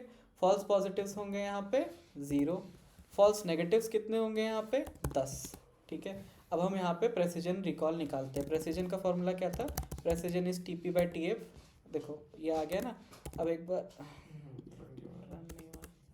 रन क्यों कर रहा है? रन तो करना ही पड़ेगा ना। ओके सॉरी, नीचे 0 क्यों आ रहा है लेकिन, एक सेकंड। ऐड हो रहा है ना TP plus FP is FP TP दोनों 0 है। ओके यहाँ पे अल्फा लेना पड़ेगा, है ना। तो मतलब तुम ये समझो कि इसको अभी के लिए हटा देते हैं, रिकॉल देखते हैं बस, ठीक है। तो अगर हम अपने मॉडल का रिकॉल देखें, है ना, तो रिकॉल यहाँ बहुत अच्छा है, नहीं सॉरी, रिकॉल यहाँ बहुत ख़राब है। क्यों ख़राब है यहाँ पे? क्योंकि ट्रू पॉजिटिव 0 है ना। और वहीं अगर हम फॉल्स पॉजिटिव्स की बात करें तो यहाँ पे प्रेसिजन रिकॉल दोनों, प्रेसिजन भी एक्चुअली में अगर यहाँ पे देखा जाए तो वो क्या करेगा, डिफ़ॉल्ट टू 0 होना चाहिए, है ना, क्योंकि इन केसेस में हो क्या रहा है। लेकिन अगर हम प्रिसाइज होने की बात करें अपने मॉडल के लिए, है ना, तो यहाँ पे हम और क्या चीज़ों के बारे में देखते हैं। हम यहाँ पे देखते हैं ये है नेगेटिव प्रेडिक्टेड वैल्यू, मतलब TN/TN प्लस FN। एक्यूरेसी होता है total correct divided by total wrong plus total correct, है ना। तो TP+TN/TP+TN प्लस FP+FN, ये मेरा पूरा टोटल एक्यूरेसी हो गया, ठीक है। और स्पेसिफिसिटी क्या होता है? True negative plus false positive, ठीक है। तो इस तरीके का केस है। अब ये तो हो गया मैट्रिक्स साइड से, ठीक है। हम बात कर रहे थे मॉडल डेवलपमेंट साइड से, तो ये तो मेरे मैट्रिक्स हो गए यहाँ पे, है ना। अब समझते हैं कि मान लो हमको एक बहुत रोबस्ट मॉडल बनाना है जो रियल वर्ल्ड में भी अच्छा परफॉर्म करे, है ना। तो हम क्या करेंगे, मान लो मेरा कुछ इस तरीके का डेटा है ना, या थोड़ा और इसमें नंबर ऑफ सैम्पल्स हम बढ़ा देते हैं कि 1000 पेशेंट्स हैं, ठीक है, उसमें से 100 सिक हैं और 900 हेल्दी हैं, ठीक है। अब क्या है ना कि तुम जब ट्रेनिंग करोगे तो तुम चाहोगे कि जो तुम्हारा वैलिडेशन सेट है ना वो भी बैलेंस्ड हो। क्यों बैलेंस्ड हो? क्योंकि अगर मान लो तुम्हारा मॉडल सिर्फ ये लर्न करे कि सबको हेल्दी प्रेडिक्ट करना है ना, तो और तुम्हारे वैलिडेशन सेट में सिक की संख्या बहुत कम है या सिक की वैल्यूज़ बहुत कम है ना, तो उस केस में क्या होगा कि अगर वो सबको हेल्दी बोलेगा भी तो भी मैट्रिक्स थोड़ा ज़्यादा आएंगे, है ना, जो कि तुम नहीं चाहते हो। तो ट्रेन टेस्ट स्प्लिट करके एक चीज़ होती है, फ्रॉम sklearn.model selection, है ना, selection import train test split, ठीक है। ट्रेन टेस्ट स्प्लिट में हम क्या करते हैं, ट्रेन टेस्ट स्प्लिट में हम x देते हैं जो मेरे डिपेंडेंट मतलब इंडिपेंडेंट फीचर्स हैं, और y देते हैं जो मेरा डिपेंडेंट फीचर है। उसके बाद इसमें हम देते हैं कि टेस्ट का साइज़ कितना होना चाहिए। तो टेस्ट का साइज़ हम बोल दिए कि भाई टोटल डेटा सेट का 10% हम टेस्टिंग के लिए अलग कर लेंगे, ठीक है। फिर उसके बाद क्या होता है, रैंडम स्टेट क्यों इंपॉर्टेंट होता है? क्योंकि ये सारी चीज़ें जो स्प्लिटिंग होती है ना वो शफलिंग के थ्रू होती हैं। शफलिंग हमेशा रैंडम होती है। अगर तुम कोई सीड नहीं दोगे यहाँ पे तो जितनी बार ये रन करोगे ना उतनी बार अलग अलग स्प्लिट्स बनेंगे। तो अगर मान लो तुम वो एक्सपेरिमेंट फिर से करने जाओगे और रैंडम स्टेट तुमने सेट नहीं किया है तो तुमको अलग सैंपल आएगा, अलग मैट्रिक्स आएंगे, तो तुम्हारा मैट्रिक्स रिप्रोड्यूसिबल नहीं रहेंगे। तो इसीलिए हम हमेशा डीप लर्निंग के केस में भी जब भी हम ट्रेनिंग करते हैं तो ऊपर हम torch.seed हमेशा फिक्स कर देते हैं, और जब हम इन्फ्रेंस करते हैं तो भी हम वही सेम सीड के ऊपर इन्फ्रेंस करते हैं ताकि मैट्रिक्स के बीच में डिफरेंस वो लोकल होस्ट में रहता है ना ये। वो सारी चीज़ें मॉडल को डिप्लॉय करते मतलब, टाइम हम हाँ। इन्फ्रेंस में वही सेम सीड को सेट करते हैं वहाँ पे, ठीक है। अब लास्ट एक इसमें पैरामीटर होता है स्ट्रैटिफाई का मतलब क्या होता है कि जो डिस्ट्रीब्यूशन तुम्हारा ट्रेनिंग में है या टोटल डेटा सेट का है वही तुम वैलिडेशन में भी चाहोगे। तो अब इसको अगर हम मान लो इस वाले एग्जांपल को देखें जिसमें कि 100 सिक हैं और 900 हेल्दी हैं, है ना, तो इस केस में तुम क्या कर सकते हो, इस केस में तुम ये कर सकते हो कि तुम लेबल्स दे दो। तो तुम ट्रेनिंग और टेस्ट को इस तरीके से स्प्लिट करना चाहोगे कि इसमें से मान लो तुमने 10% डेटा हटा दिया, यानी 100 डेटा चला गया टेस्टिंग में, 900 डेटा चला गया तुम्हारा ट्रेनिंग में, है ना। अब इसका 90% और इसका 90% ट्रेनिंग में है ना, यानी 810 सैंपल यहाँ से और 90 सैंपल यहाँ से, ठीक है। अब तुम क्या चाहोगे ना कि यहाँ से 10 टेस्टिंग में जाएं और यहाँ से 90 भी टेस्टिंग में जाए, ताकि जो ट्रेनिंग का डिस्ट्रीब्यूशन है वही तुम्हारा यहाँ पे भी रहे। तो हम स्ट्रैटिफाई में सिंपली यहाँ y पास कर देते हैं, ठीक है। तो वो लेबल्स के हिसाब से स्ट्रेटिफाई कर देता है उसको। ठीक। ठीक है, तो बस इस हिसाब से हम ट्रेन टेस्ट स्प्लिट बना लेते हैं। और फाइनली जो मेरा, तो ये रिटर्न करता है 4 चीज़ें। ये रिटर्न करेगा एक्स ट्रेन, है ना, एक्स टेस्ट, वाई ट्रेन और वाई टेस्ट। ठीक, ये इस तरीके से चीज़ों को रिटर्न कर देता है। ये 4 चीज़ें आ जाती है। अब तुम ट्रेन पे ट्रेनिंग करोगे और टेस्ट पे टेस्टिंग करोगे। ठीक है, ये हो गया ट्रेन टेस्ट स्प्लिट। अब इसके बाद क्या होता है, इसके बाद हम क्रॉस वैलिडेशन करते हैं। तो हम एक वैलिडेशन सेट भी बनाना चाहते हैं, तो फिर से हम ट्रेन को वैलिडेशन में स्प्लिट कर सकते हैं। ठीक है, या तो वो कर सकते हैं, नहीं तो हम साइकिट लर्न का क्रॉस वैलिडेशन का जो क्रॉस वैलिडेशन क्या होता है एग्जैक्टली? क्रॉस वैलिडेशन इज कि तुम मान लो कुछ पर्टिकुलर सैंपल्स हैं जो कि बहुत ज़्यादा कॉर्नर केस वाले सैंपल हैं। ठीक है, जैसे यही सीक वाला ही केस ले लेते हैं। अब इसमें से तुमने डिसाइड कर लिया कि वो जो 10 है ना वो टेस्टिंग में जाएंगे, तो अब तुम टेस्ट डेटा को कभी नहीं छूने वाले हो पूरे ट्रेनिंग या वैलिडेशन के टाइम पे, है ना। टेस्ट डेटा अपना अलग हो गया। अब तुम ट्रेनिंग पे ट्रेनिंग करना चाहते हो। ठीक है, अब तुम ट्रेनिंग और वैलिडेशन सेट बनाना चाहते हो। मान लो कुछ ऐसे कॉर्नर केस वाले एग्जाम्पल्स हैं जो ट्रेनिंग के लिए इंपॉर्टेंट है ना, और वो वैलिडेशन में चले गए, तो मॉडल वो चीज़ें कभी सीख ही नहीं पाया, है ना, तो वो मॉडल अच्छा परफॉर्म नहीं करेगा। तो उसके केस में हम क्या करते हैं, के फोल्ड क्रॉस वैलिडेशन कर सकते हैं। के फोल्ड क्रॉस वैलिडेशन का मतलब क्या होता है, तो तुम क्या करोगे ना, अलग अलग स्प्लिट्स बनाते चलोगे। जैसे तुमने के फोल्ड में 5 फोल्ड बनाया, है ना, तो रैंडमली ना 5 वैलिडेशन में जाएंगे, बाकी बचे उसमें जाएंगे, और तुम ये चीज़ मल्टीपल टाइम्स करते रहोगे। इससे क्या होगा कि वो जो कॉर्नर केस वाली चीज़ है वो एक बार तो ट्रेनिंग में आएगी ही आएगी, क्योंकि तुम रैंडमली शफल कर रहे हो। वो मॉडल तुम्हारा सबसे अच्छा परफॉर्म करेगा, क्योंकि तुम हर बार वैलिडेशन सेट के मैट्रिक्स भी कैलकुलेट करते हुए चल रहे हो। वैलिडेशन सेट भी स्ट्रैटिफाइड है ट्रेनिंग सेट के हिसाब से, है ना। तो दोनों का क्योंकि डिस्ट्रीब्यूशन सेम है, और वो मॉडल सबसे अच्छा परफॉर्म करेगा जिसमें कि कॉर्नर केस वाली चीज़ें हैं या बाउंड्री कंडीशंस वाली चीज़ें गई हैं, है ना, उसका मैट्रिक सबसे ज़्यादा होगा। तो तुम क्रॉस वैलिडेशन के बेसिस पे तुम ये डिसाइड कर सकते हो कि तुम्हारा कौन सा मॉडल सबसे बेस्ट है या सबसे अच्छा है। ठीक है, तो क्रॉस वैलिडेशन एसके लर्न में एक क्रॉस वैलिडेशन होता है विच इज़ ये। ठीक है, तो उसमें के फोल्ड, एक सेकेंड हम दिखाते हैं।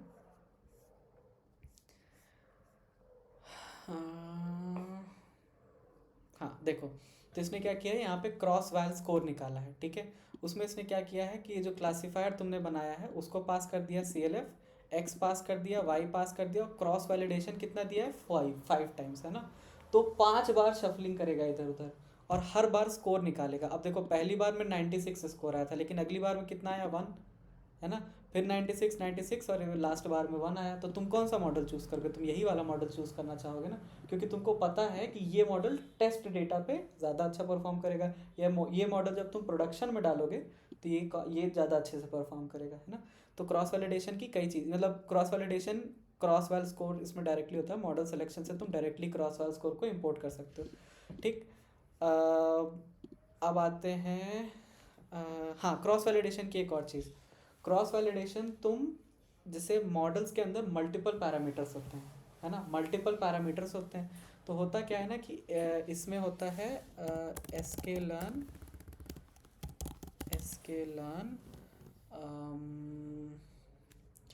ग्रिड सर्च CV, है ना। तो ग्रिड सर्च CV क्या करता है, ये है ग्रिड सर्च क्रॉस वैलिडेशन। ठीक है, तो जैसे क्रॉस वैल स्केल में अगर हम जाएं, यहाँ पे क्या था, SVC था, मतलब सपोर्ट वेक्टर क्लासीफायर है। तुमने कर्नल डिसाइड किया लीनियर, C की वैल्यू 1 और रैंडम स्टेट 42। ठीक है, एक गामा भी होता है जब हम पॉलिनॉमियल कर्नल यूज़ करते हैं। तो अब तुमने एक ही कर्नल के ऊपर एक्सपेरिमेंट्स किए हैं, हो सकता है और कर्नल्स जो हैं वो ज़्यादा अच्छा परफॉर्म कर रहे हो, है ना। तो तुम क्या करते हो, ग्रिड सर्च CV में जाके पहले तो अपना एस्टिमेटर डाले। एस्टिमेटर क्या है, यही svm.svc, है ना। फिर तुमने पैराम ग्रिड डाला। पैराम ग्रिड क्या होता है, डिक्शनरी होती है पैरामीटर्स की। ठीक है, तो इसका एग्जांपल आई गेस नीचे दिया होगा, हाँ देखो जैसे यही है ना। तो SVC का एग्जांपल दे रखा है। तो इसने 2 कर्नल्स लिए हैं, लीनियर और RBF। मतलब RBF मतलब होता है गॉसियन कर्नल। ठीक है, C की वैल्यू क्या लिया है, 1 और 10, 2 अलग अलग वैल्यूज लिए। अब ग्रिड सर्च CV क्या करेगा, 4 कॉम्बिनेशन बनाएगा। कैसे, लीनियर को 1 और 10 के साथ, RBF को 1 और 10 के साथ। ठीक है, ये तुम क्यों कर रहे हो? क्योंकि तुम बेस्ट हाइपर पैरामीटर्स चाहते हो अपने मॉडल के लिए, है ना। फिर वो क्रॉस वैलिडेशन रन करेगा हर बार, ठीक है। तो जब तुम ग्रिड सर्च सीवी को जब तुम फिट करोगे ना उसके ऊपर, तो वो क्या करेगा, तुमने एसवीसी और पैरामीटर्स पास कर दिए, अब वो चीज़ बार बार करता रहेगा, ठीक है, हर डिफरेंट पैरामीटर्स के साथ 5-5 बार। तो सीवी की वैल्यू बाय डिफॉल्ट 5 होती है, के फोल्ड में के की वैल्यू 5 होती है, तो 5-5 करके वो क्रॉस वैलिडेट करता जाएगा और तुमको एंड में बेस्ट मॉडल बेस्ट पैरामीटर के साथ रिटर्न कर देगा। तो ये बहुत अच्छा तरीका होता है अगर तुमको बेस्ट पैरामीटर्स अपने मॉडल के लिए जानना है। लेकिन इसकी एक ड्रॉबैक क्या होता है, जो मॉडल्स अगर डेटा सेट बड़ा है तो मॉडल ट्रेनिंग में टाइम ज़्यादा लगेगा, तो ये तुम्हारा सारे पॉसिबल कॉम्बिनेशंस को मतलब दिमाग में रखते हुए चीज़ों को चेंज करता रहेगा, है ना। तो क्या लगता है इसमें टाइम थोड़ा ज़्यादा लगता है एज़ कम्पेयर टू कि अगर तुमको डायरेक्शन पता है कि मतलब इसीलिए एल्गोरिदम्स के बारे में अगर तुमको ज़्यादा अच्छे से पता होगा तो तुमको पता है कि अगर प्रॉब्लम लीनियर नहीं है तो तुम लीनियर कर्नल को हटा सकते हो, डायरेक्ट से आरबीएफ में ही एक्सपेरिमेंट्स करो, है ना।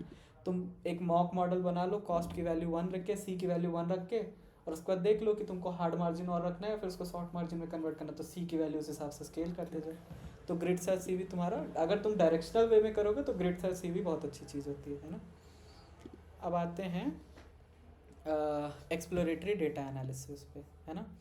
तो एक्सप्लोरेटरी डेटा एनालिसिस क्या होता है, डेटा विजुअलाइजेशन, प्री प्रोसेसिंग के बाद डेटा विजुअलाइजेशन, है ना। प्री प्रोसेसिंग हम कर चुके हैं, प्री प्रोसेसिंग हम लोग क्लीन कर लिए हैं हाँ, और स्केल कर लिए हैं, हाँ, एनकोडिंग कर लिए, एनकोडिंग कर लिए। अब हम एक्सप्लोरेटरी डेटा एनालिसिस split भी करना कर चाहते लिए। हैं, स्प्लिट भी कर चुके हैं। अब हम एक्सप्लोरेटरी डेटा एनालिसिस करना चाहते हैं, हम ये जानना चाहते हैं कि क्या इस डेटा में कोई पैटर्न है, क्या कोई एग्जिस्टिंग पैटर्न है। जैसे हम फर्स्ट डे वाले एग्जाम्पल पे अगर हम वापस आएँ तो इसमें हमको दिख रहा है कि हाँ यहाँ पे ये जो सेकंड वाला मतलब 0 और 2 को जब हमने प्लॉट किया था, यानी सेपल लेंथ और सेपल विड्थ को, नहीं एक second, sepal length and sepal width था ना, petal length, sepal length versus petal length जब हमने किया था तो इसमें क्लियर डिस्टिंक्शन दिख रहा था। तो this is exploratory data analysis कि हम उसको विजुलाइज करके और देखना चाहते हैं कि अब यहाँ पे कौन सा एल्गोरिदम सबसे अच्छा काम करेगा यहाँ पे, ठीक है। अब एक चीज़ और देखते हैं, है ना। यहाँ पे मेरे पास 4 फीचर्स दिए हुए हैं, लेकिन यहाँ पे हमने सिर्फ 2 फीचर्स के बेसिस पे ही हम क्लियरली डिस्टिंग्विश कर पा रहे हैं, है ना, कि कौन सा किसको बिलोंग करता है। तो क्या चारों फीचर्स इंपॉर्टेंट हैं? नहीं, है ना, चारों फीचर्स मेरे लिए इंपॉर्टेंट नहीं है, तो इसका मतलब हम 2 फीचर्स को हटा सकते हैं। तो या तो हम इस तरीके से विजुलाइज करके उसको देख लें, लेकिन क्या विजुलाइजेशन हमेशा पॉसिबल होता है? यहाँ पे सिर्फ 4 वेरिएबल्स हैं, है ना, ऐसे हजार लेबल वाला वैल्यू आ गया तो, हाँ अगर मान लो 10,000 वेरिएबल्स हैं, नहीं लेबल वाला जैसे कैटेगोरिकल आ वैल्यू आ गया, ठीक है, तो नहीं कैटेगोरिकल के बेसिस पे तो तुम चलो उसको कलर कर सकते हो, वो सब चीज़ें कर सकते हो। बट प्रॉब्लम इज कि मान लो अगर फीचर्स का काउंट बहुत ज़्यादा है, 1,500, जैसे डीएनए क्लासिफिकेशन जेनेटिक्स में, इसमें 4 ही है। अब इसमें 4 है तो इसको तुम प्लॉट करके देख सकते हो, बट क्या हर केस में कर सकते हैं? नहीं। तो उन केसेस में क्या होता है, उन केसेस में एक्सप्लोरेटरी डेटा एनालिसिस में हम लोग क्या करते हैं, हम लोग एनालिसिस करते हैं डेटा का, ठीक है। 2 मेजर तरीके के एनालिसिस होते हैं, यूनिवेरिएट एनालिसिस और बायवेरिएट एनालिसिस, ठीक है। यूनिवेरिएट एनालिसिस क्या कहता है, यूनिवेरिएट एनालिसिस में हम जनरली क्या करते हैं, ये तुम्हारा एक ही डेटा पे करते हैं हम, ठीक है, मतलब एक ही पर्टिकुलर रो को उठाते हैं और उसके ऊपर एनालिसिस करते हैं। ये चीज़ तुम्हारी कैटेगोरिकल के भी केस में काम करती है और न्यूमेरिकल के भी केस में काम करती है। न्यूमेरिकल में हम हिस्टोग्राम बना ही सकते हैं, केडीए डेंसिटी प्लॉट हम बना ही सकते हैं डेंसिटी चेक करने के लिए, है ना, कि स्क्यूड तो नहीं है डेटा या फिर नॉर्मली डिस्ट्रीब्यूटेड है, यानी उसको स्टैंडर्ड स्केलर करने की ज़रूरत है कि नहीं। कैटेगोरिकल में हम क्या बना सकते हैं, कैटेगोरिकल में हम डिस्ट्रीब्यूशन देख सकते हैं, पाई चार्ट बना लिए, फ्रीक्वेंसी डिस्ट्रीब्यूशन प्लॉट बना लिए, बार चार्ट बना लिए, ये सारी चीज़ें बना लिए, ठीक है। ये होता है यूनिवेरिएट एनालिसिस। यूनिवेरिएट के बाद आता है बायवेरिएट एनालिसिस। अब क्या है, जैसे वहाँ पे हमने देखा ना कि 4 फीचर्स हैं यहाँ पे, ढेर सारे, है ना, अब ढेर सारे हैं मान लो, तो क्या हर फीचर मेरे लिए इंपॉर्टेंट है ही है? हो सकता है कि जैसे एक पर्टिकुलर जैसे सेपल लेंथ है, तो अगर हमको एक चीज़ दिख रही है कि अगर सेपल लेंथ ज़्यादा है तो पेटल लेंथ भी ज़्यादा होगी, है ना। जैसे ये अगर इसी को अगर हम देख लें तो यहाँ पे देखो सेपल लेंथ अगर कम है तो पेटल लेंथ भी कम है, जैसे जैसे सेपल लेंथ बढ़ रही है वैसे वैसे पेटल लेंथ भी बढ़ रही है। इसका मतलब है कि इसमें से हम एक फीचर हटा सकते हैं क्योंकि दोनों के बीच में डिपेंडेंस है, कोरिलेटेड है आपस में, ठीक है। तो बायवेरिएट एनालिसिस से हम 2 फीचर्स को उठाते हैं और उनके बीच में कोरिलेशन कोफिशिएंट या फिर हीट मैप का यूज़ करके कोरिलेशन निकाल के और देख लेते हैं कि भाई कौन कौन से ऐसे फीचर्स हैं जो बहुत ज़्यादा एक दूसरे के ऊपर डिपेंडेंट हैं। अगर दो फीचर्स आपस में बहुत ज़्यादा डिपेंडेंट हैं तो तुम एक पूरे फीचर को ड्रॉप कर सकते हो, है ना। तो अब कोरिलेशन कोफिशिएंट, तो कोरिलेशन कोफिशिएंट दो तरीके के होते हैं, एक होता है पियर्सन कोफिशिएंट, एक होता है स्पीयरमैन कोफिशिएंट, ठीक है। पियर्सन हमेशा तुम्हारा इसके लिए काम होता है, मतलब न्यूमेरिकल डेटा के लिए हम पियर्सन कोफिशिएंट यूज़ करते हैं, ठीक है। उसकी दो कंडीशन होती है, ये सिर्फ लीनियर केस में काम करता है, लीनियर कोरिलेशन के केस में काम करता है, लीनियर डेटा के केस में काम करता है। डेटा नॉर्मली डिस्ट्रीब्यूटेड होना चाहिए और डेटा में आउटलायर्स नहीं होने चाहिए। अगर आउटलायर होता है तो पियर्सन कोरिलेशन कोफिशिएंट जो एंड में आता है वो सही वैल्यू नहीं देता है। इसकी वैल्यू -1 से 1 के बीच में होती है ना। तो ये होता है, इसका फॉर्मूला होता है ये r is equal to 1/n-1 summation of x I minus x bar divided by s x है sum of squared of x, है ना। x की जितनी वैल्यूज है सबको स्क्वायर करके उनका सम कर दो, ये होता है। और उसके बाद y सेम, क्योंकि दो वेरिएबल्स की बात हो रही है, दोनों के बीच में तुम कोरिलेशन निकालना चाहते हो, तो ये इसका फॉर्मूला होता है। अब फॉर्मूले से ही हमको समझ में आ रहा है, क्योंकि इसमें मीन इन्वॉल्व है इसलिए हम आउटलायर्स को नहीं ले सकते, क्योंकि मीन आउटलायर से बहुत ज़्यादा इफेक्ट होता है, ठीक है। अब बात करते हैं स्पीयरमैन की। स्पीयरमैन हमेशा ऑर्डिनल या फिर कैटेगोरिकल डेटा पे काम करता है या रैंक्ड डेटा पे काम करता है। रैंक डेटा का मतलब क्या होता है, एक एग्जांपल लेते हैं, ठीक है। तो पहले इसका फॉर्मूला देख लेते हैं। उसका फॉर्मूला था R S is equal to 1 - 6 into summation of d square divided by n³ - n, ठीक है। ये होता है, ये तुम्हारा स्पीयरमैन कोरिलेशन कोफिशिएंट होता है। अब एक एग्जांपल देखते हैं। एग्जांपल में है कि 4 कॉन्सेप्ट्स हैं, ठीक है, 1 2 3 4, ठीक। और चारों कॉन्सेप्ट्स का इवैल्यूएशन किया गया और उनको स्कोर दिया गया है, ठीक है। पहले वाले कॉन्सेप्ट का स्कोर है 9, दूसरे वाले का 1, तीसरे वाले का 7 और चौथे वाले का 3, ठीक है। अब क्या है, इन कॉन्सेप्ट इवैल्यूएशन स्कोर्स के बेसिस पे हम इनको रैंक कर सकते हैं। तो 9 को सबसे ज़्यादा रैंक, 1 को सबसे कम, तो 1 4 2 3 ये तुम्हारा कॉन्सेप्ट का इवैल्यूएशन रैंक हो गया, ठीक है। अब क्या है, इन कॉन्सेप्ट्स का कुछ कॉस्ट है, तो ये प्राइस लिस्टेड है यहाँ पे। इसमें 3.5 3.2 3.2 और 1.5 है, ठीक है। तो अब इनको भी हम रैंक कर लेंगे, है ना, 1 2 3 4 के हिसाब से। डी क्या है यहाँ पे, ये जो डी यहाँ पे तुमको दिख रहा है ना, ये जो डी है यहाँ पे, ये वाला जो डी है, ये डी हो जाएगा इन दोनों रैंक्स का डिफरेंस। मतलब 1 - 1 0, 4 - 2 2, 2 - 3 - 1 3 - 4, फिर यहाँ पे एक और कॉलम ऐड हो जाएगा डी स्क्वायर का, ठीक है। यहाँ आ जाएगा डी 0 4 1 1, तो ये समेशन आ जाएगा 6 into 6 divided by n³ - n आ जाएगा।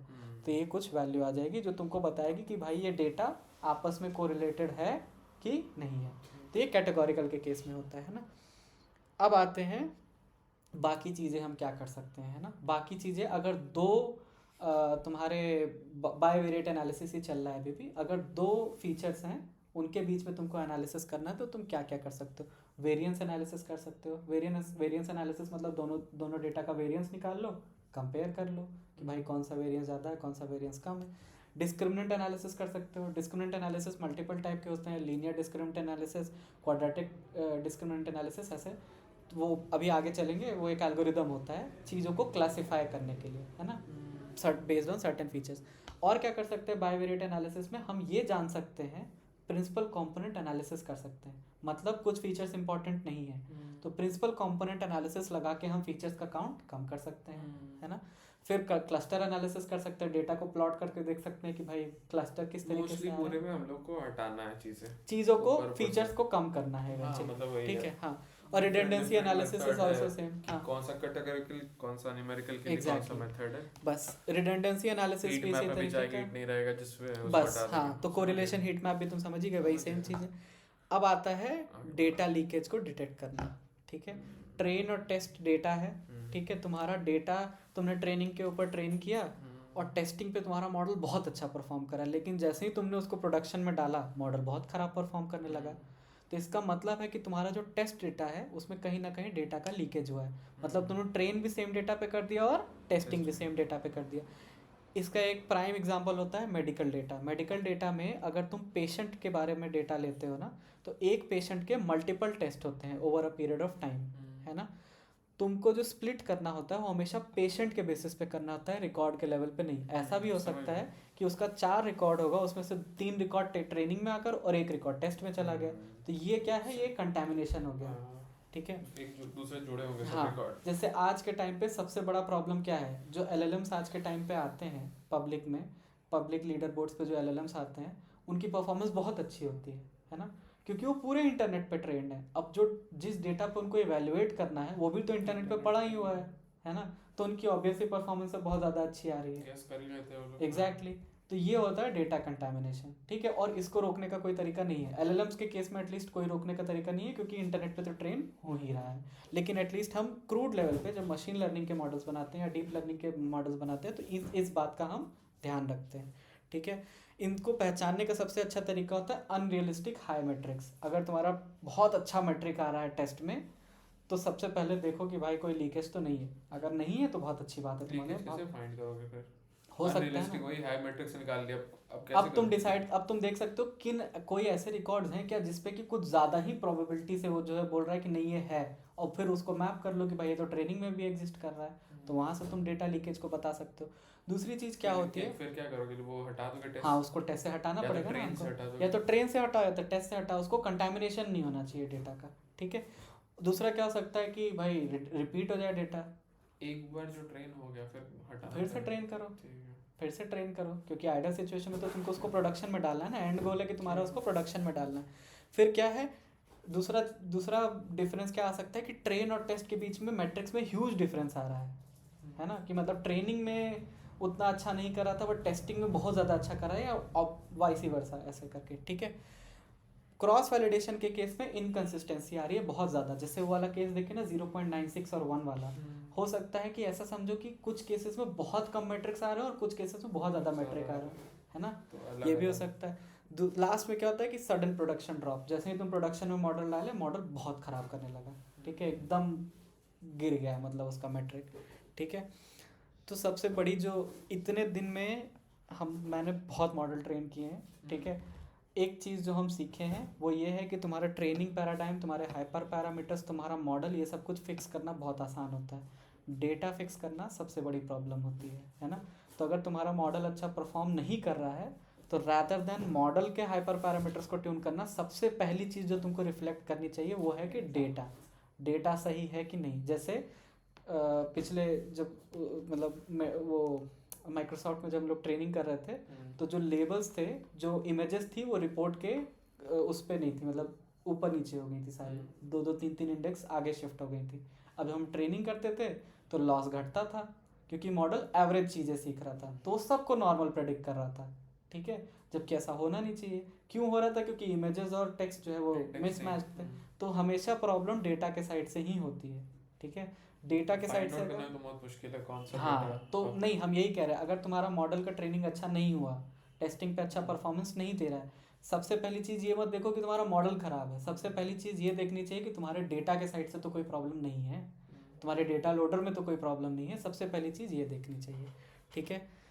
तो इसीलिए स्ट्रैटिफाई हमेशा करो कि ट्रेनिंग और टेस्टिंग का जो डिस्ट्रीब्यूशन है वो हमेशा सेम रहे, ठीक है, डुप्लीकेट ट्रेनिंग और टेस्टिंग में ना जाए, डेटा लीकेज ना हो, ठीक है। और तीसरी चीज़ है कि अगर तुम टाइम बेस्ड एनालिसिस कर रहे हो, मतलब तुम्हारा कुछ ऐसा टेम्परल डेटा है, तो उसमें हमेशा कट ऑफ के बेसिस पे चीज़ों को टेस्ट ट्रेन में डिवाइड करना है ना, कि इस टाइम से पहले ट्रेनिंग में रहेगा, इस टाइम के बाद टेस्टिंग में जाएगा। क्यों नहीं, हम लोग रैंडम उठाएंगे तो ज़्यादा बेटर है। रैंडम में दिक्कत आएगी ना, मान लो जैसे कि ट्रेंड चल रहा है, ठीक है, उसमें से तुमने बीच में से एक ट्रेंड काट दिया और बोला ये हम टेस्ट के लिए डाल देंगे, अब वो इसके आगे का भी चीज़ें जानता है, पीछे का भी चीज़ें जानता है, तो प्रेडिक्ट कर ही लेगा ना। आइडियल सिचुएशन में तुमको क्या करना चाहिए, टेम्परल एनालिसिस में हमेशा एक कट ऑफ टाइम डाल दो, उसके बाद की सारी चीज़ें टेस्टिंग में, उसके पहले की सारी चीज़ें ट्रेनिंग में। खराब परफॉर्म भी तो कर सकते हैं उसको, खराब भी कर सकता है, तो वो तो तुम्हारे मॉडल पे डिपेंड करता है ना फिर, लेकिन स्प्लिट हमेशा इसी बेसिस पे करना चाहिए, ठीक है। तो फीचर इंपॉर्टेंस तुम्हारा यही है कि पहले भाई हाई कोरिलेशन वाली चीज़ों को हटा दो, फीचर्स को जितना घटा सकते हो घटा लो, और उसके बाद फाइनली ट्रेनिंग करो, ठीक है। एक जो सबसे अच्छी इंपॉर्टेंट चीज़ होती है कि अगर किसी फीचर का इंपॉर्टेंस तुमको सच में जानना है तो क्या करो, जैसे 10 फीचर्स हैं, ठीक है, क्या करो कि 10 में से सिर्फ 9 फीचर्स लो और उसके ऊपर मॉडल को ट्रेन करो और उसके मैट्रिक्स देखो, ये चीज़ हर फीचर के साथ करके देखो, तो तुमको इससे ये समझ में आएगा कि फीचर इंपॉर्टेंट है और कौन सा फीचर खराब है। अगर फीचर को ड्रॉप करने के बाद में मैट्रिक्स में कोई ड्रॉप नहीं आता तो फीचर खराब है ना।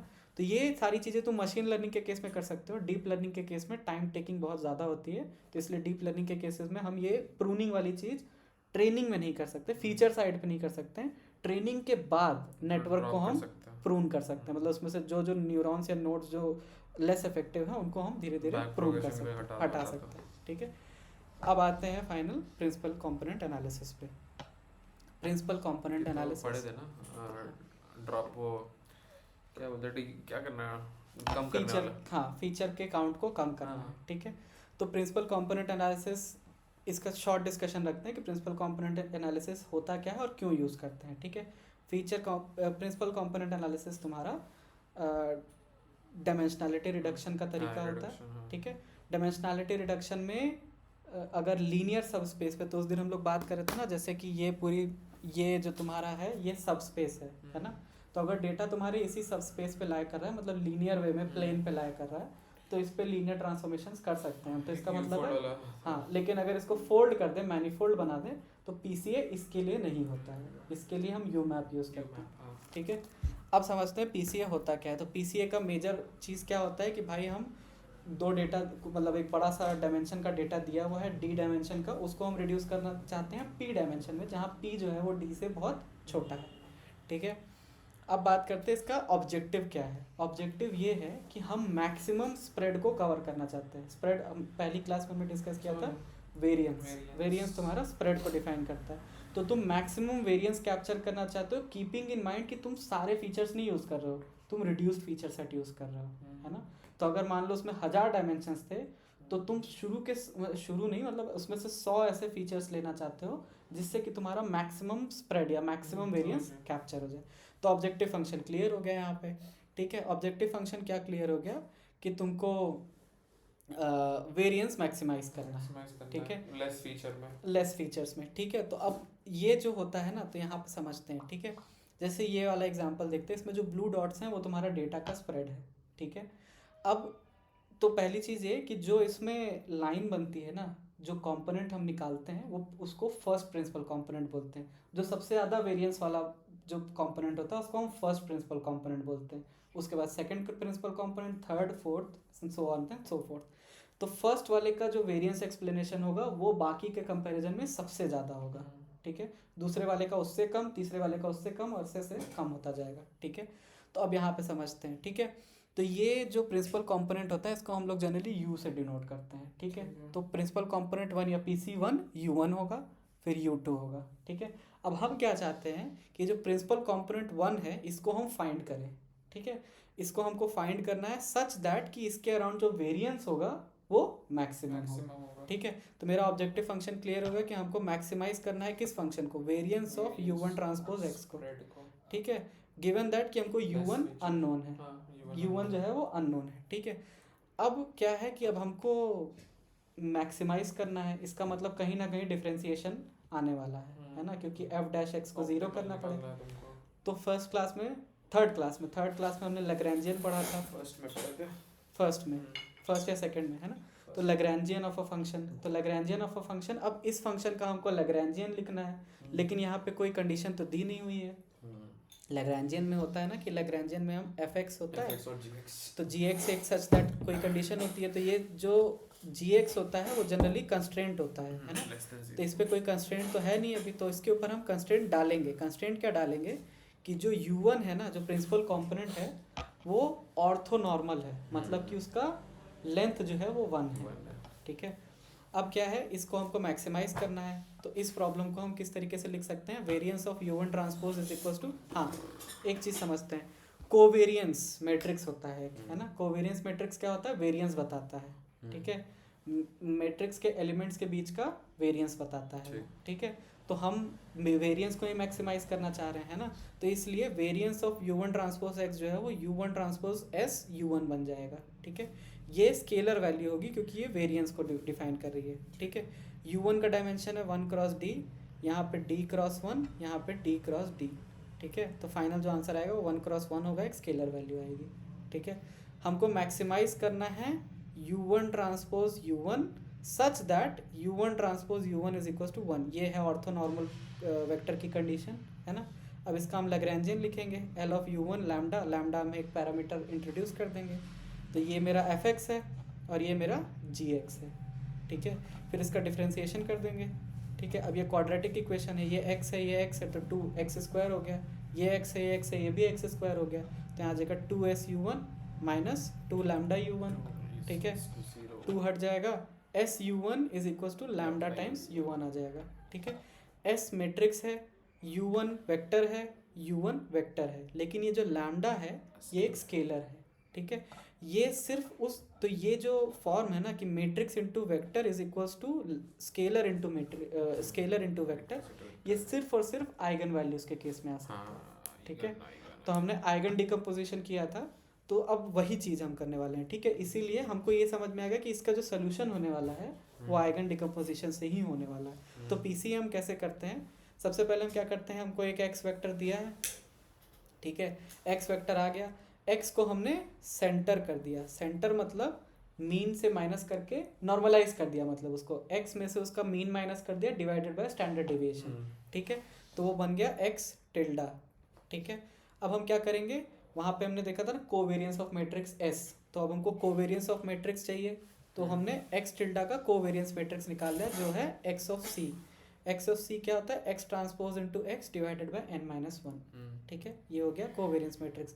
अब हमने उसका आइगन डिकम्पोजिशन कर दिया जिससे आई आइगन वैल्यूज, बताओ बहुत ज्यादा इक्वेशन हो रहा है। ये हो गया आइगन वैल्यूज, ये हो गया आइगन वेक्टर्स, ठीक है। आइगन वैल्यूज और आइगन वेक्टर्स आ गई। आइगन वैल्यूज तुम्हारी आइगन वैल्यूज जिस, तो आइगन वैल्यूज के बेसिस पे हम आइगन वेक्टर्स को सॉर्ट कर देंगे। आइगन वैल्यूज जितनी ज़्यादा बड़ी होंगी वो वेक्टर उतना ज़्यादा इम्पोर्टेंट होगा, ठीक है। तो जो u1 है जो हम फाइंड करना चाह रहे थे, u1 वो होगा जिसके रिस्पेक्टिव आइगन वैल्यू सबसे ज़्यादा होगी, है ना। तो बस हम वही u1 को फाइंड करना चाह रहे थे। तो प्रिंसिपल कंपोनेंट एनालिसिस में हम यही करते हैं, हाँ प्रिंसिपल कंपोनेंट एनालिसिस में हम यही इवेंचुअली करते हैं कि फिर फाइनल जो प्रोजेक्शन हम निकालना चाहते हैं वो होगा एक्स टिल्डा जो ऊपर सेंटर्ड एक्स था इनटू u1 ट्रांसपोज, ठीक है। ये तुम्हारा एग्जांपल के फॉर्म होता है, हम लोग बस रिडक्शन किया है, हमने बस रिडक्शन किया है। तो हमने, होता क्या है कि अगर फुल रैंक मैट्रिक्स नहीं होता है ना, या फुल रैंक मैट्रिक्स अगर मान लो कोई है, फुल रैंक मैट्रिक्स क्या होता है, मतलब कि जिसमें कोई भी रो या कॉलम को तुम जीरो नहीं बना सकते हो, ठीक है। तो उसमें क्या है ना कि अब तुम ये समझो कि उसमें हम कुछ फीचर्स को ड्रॉप करना चाहते हैं, इवेंचुअली हमारा यूज केस ये है कि हम फीचर्स को ड्रॉप करना चाहते हैं, यूजलेस फीचर्स को हम हटाना चाहते हैं, है ना। तो आइडियल केस में ना कुछ ही फीचर्स ऐसे होते हैं जो मैक्सिमम वेरिएंस को बता देते हैं, ठीक है। तो इसका ना बहुत सिंपल इम्प्लीमेंटेशन होता है, यहाँ पे हमको कुछ नहीं करना है, from sklearn dot decomposition import PCA, ठीक है।